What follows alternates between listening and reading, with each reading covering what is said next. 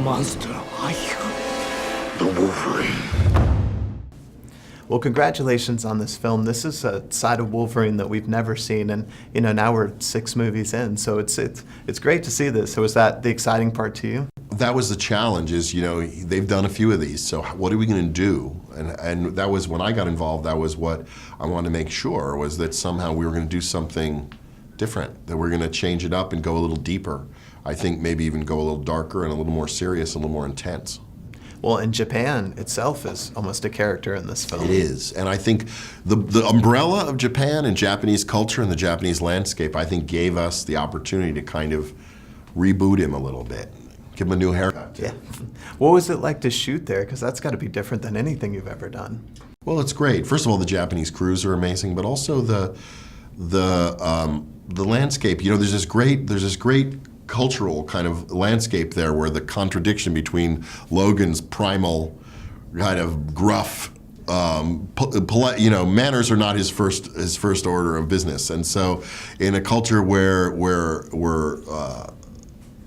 behavior and politeness and etiquette is important, he's kind of, even when fighting, there's a kind of etiquette. It's great to see kind of a knife fighter, street fighter like Logan up against kind of classic samurai fighting. Yeah. And Hugh Jackman is the perfect Wolverine. In fact, it's hard to imagine anybody else being him now.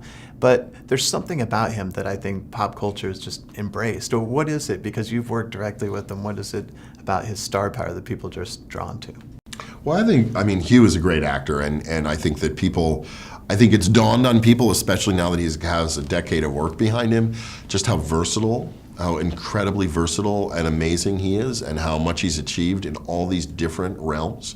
But in this role, I think he's also had a profound impact, and I think it's one of those kind of great fusions of character and actor that can't always be replicated. And I think it's so much a part of the fact that he never stops trying to do something new in the role, never stops finding out a new place to dig, to find some new aspect of the character to reveal, doesn't rest on his laurels, but also he's got such a great heart that no matter how gruff or crusty Logan is, you always kind of sense there's a decent guy in there. Yeah. Well, the show is the Drew Pearson show, and Drew famously caught the Hail Mary catch. And I think everyone has a Hail Mary moment in their life, and where they just had to go for it and it worked out. What do you suppose that was for you?